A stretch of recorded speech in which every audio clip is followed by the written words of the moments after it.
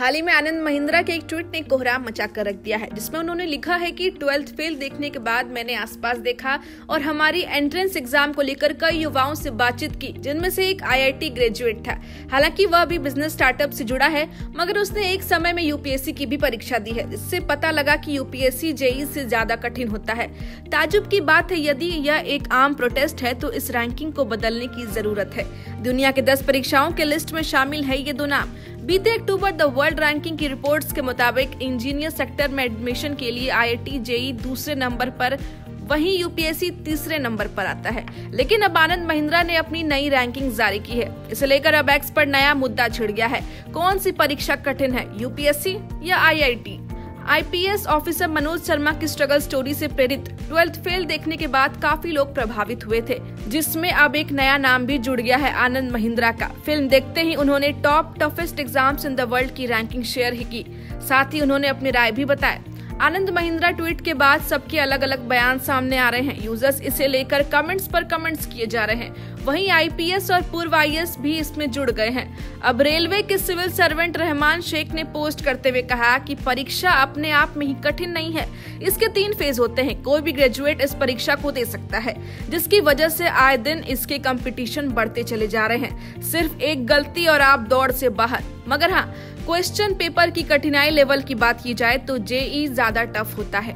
2018 batch के IPS officer Archit Chandak ने आनंद महिंद्रा के ट्वीट का जवाब देते हुए कहा, सर मैं दोनों एग्जाम देने के बाद ये कह सकता हूँ कि UPSC को क्रैक कर पाना JEE से अधिक मुश्किल है।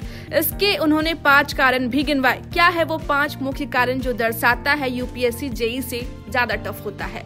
पहला, इसमें बहुत ही कम सीटें होती है, यानी कि JEE में 1000 से ऊपर रैंक आपको आराम से सीट दिला सकती है। दूसरा यह कि एग्जाम का अनप्रेडिक्टेबल नेचर, यानी क्वेश्चन फॉर्मेट पैटर्न हर साल बदलती रहता है। तीसरा, JEE की परीक्षा में काफी लॉजिकल रीजनिंग और ऑब्जेक्टिव बेस्ड क्वेश्चन पूछे जाते हैं। वहीं UPSC में बहुत ही उलटफेर करके क्वेश्चन आते हैं और आपको उसमें खुद का विश्लेषण देना होता है। चौथा, JEE के लिए आप कोई अच्छे कोचिंग से संपर्क कर सकते हैं, उनसे गाइड लेकर आप पढ़ सकते हैं। लेकिन UPSC में ऐसी कोई सुविधा नहीं मिलती। इसमें आप केवल सेल्फ स्टडी करके एग्जाम दे सकते हैं और सफलता की सीढ़ी चढ़ सकते हैं।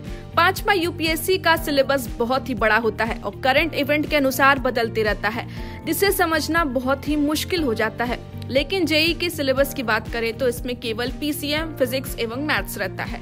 इसी पर आगे यूजर नीतू खंडलवाल ने पोस्ट करते हुए बताया कि उनके एक रिश्तेदार ने JEE की परीक्षा पहले अटेम्प्ट में निकाला और UPSC चौथे अटेम्प्ट में। इसलिए कहा जाता है कि UPSC हर किसी का बाप होता है। हम देखते आ रहे हैं, हर कोई डॉक्टर या इंजीनियर बनने का ख्वाब लेकर पैदा होता है। आप किसी से भी पूछने जाओ कि उसे क्या बनना है तो वो सबसे पहले अपना एम बताता है, डॉक्टर या नहीं तो इंजीनियर। खास तौर पर इंजीनियर के बच्चे ज्यादा देखने को मिलते हैं। बहुत ही कम आंकड़े होंगे जिसमें कोई और फील्ड के लिए बच्चे रुचि रखते हो। UPSC और JEE की परीक्षा को लेकर हर साल स्टूडेंट्स की मार होती है।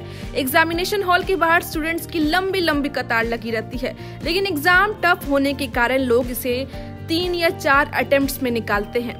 आपकी क्या राय है आनंद महिंद्रा के ट्वीट को लेकर? हमें कमेंट में जरूर बताएं और UPSC JEE से जुड़े कोई भी क्वेरी पूछ सकते हैं। ऐसी एजुकेशनल वीडियोस के लिए चैनल को सब्सक्राइब करें।